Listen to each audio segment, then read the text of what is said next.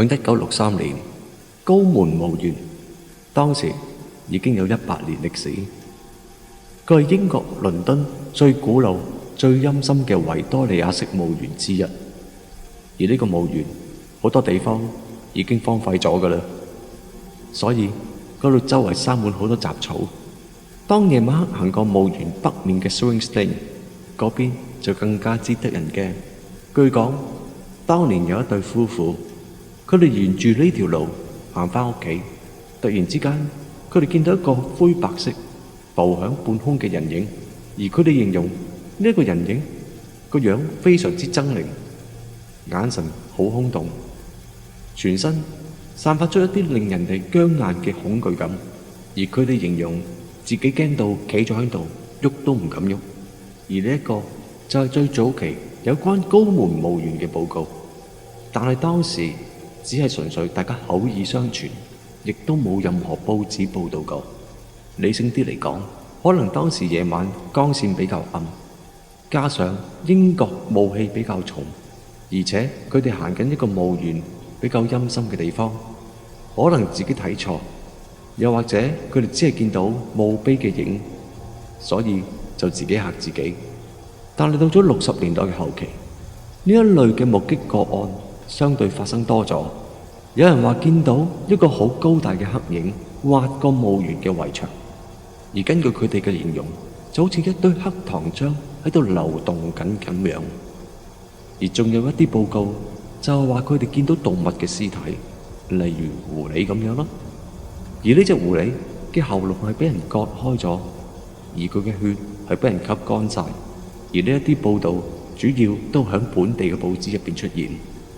而墓園當時已經係非常之荒廢，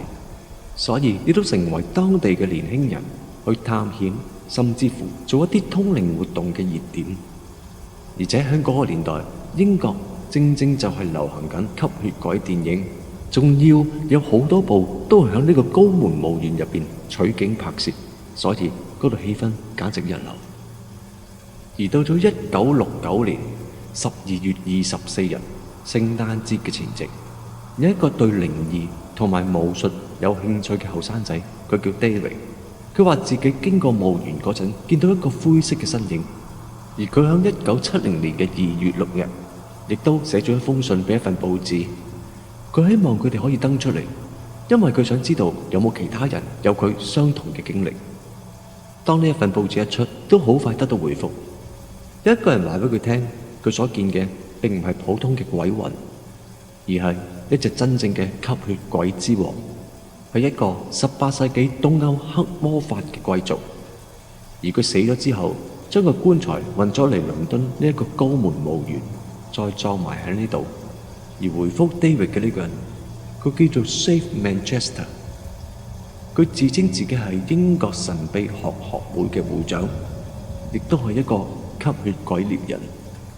但係之後嘅媒體就越寫越誇張，有人話見到棺材浮起，有人話見到動物俾吸血鬼吸血，甚至乎有人認為係當時撒旦教嘅人令到吸血鬼復活。而 David 同埋 Manchester 兩個人雖然有互動，但係佢哋竟然係冇朋友做。兩個人亦都喺媒體度互相對鬧，因為 Manchester 認為係需要做呢個吸血鬼嘅驅魔儀式，但係 David 就認為係根本就係鬼魂，唔係吸血鬼，所以你做咩儀式都冇用。而去到1970年嘅2月27日，報紙出咗個標題，就係話高門有吸血鬼行街，所以令到呢件事大家都議論紛紛。到咗3月13日嘅星期五，呢一日亦都係黑色星期五，英國嘅電視台 ITV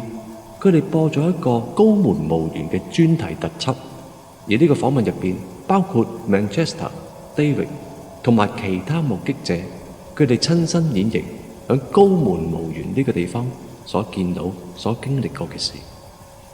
但係當晚結果有幾千人，佢哋帶住木樁、十字架、大船衝咗入去上咗鎖嘅高門墓園。而當晚混亂嘅程度，去到現場嘅警察亦都冇辦法阻止。有部分嘅人佢哋去掘墳，有啲人踩爛晒啲墓碑，更有報道講有人發現咗一具無頭燒焦咗嘅女屍，相信係啲人獵殺吸血鬼而造成嘅。而響呢件事之後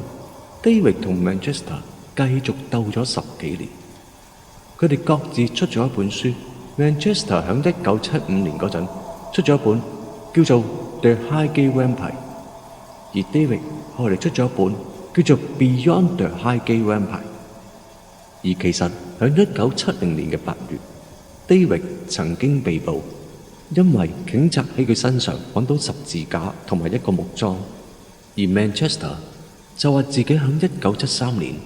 響高門墓園附近嘅一間廢屋裏面發現咗呢個吸血鬼王，而佢話自己親手用木樁解決咗佢。而響1973年至到74年嗰陣，墓園當局同埋警方因為破壞事件實在太多，所以就加強巡邏，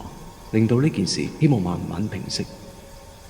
至於 David 同埋 Manchester 之間嘅鬥爭就持續咗好多年，直至到喺2019年 David 死咗之後，兩個人終於都和解。其實高門墓園本身係一個好靚嘅地方，只不過係陰森咗一啲。而今時今日嗰度亦都有導賞團會講述古怪嘅事，但係官方一直都話全部都只係都市傳說。而呢一件事最有趣嘅地方，其實係反映咗70年代點樣由一件口耳相傳嘅事，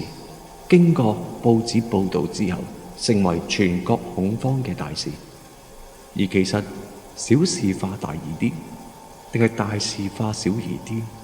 我相信喺唔同嘅年代得出嚟嘅結果，亦都唔會一樣。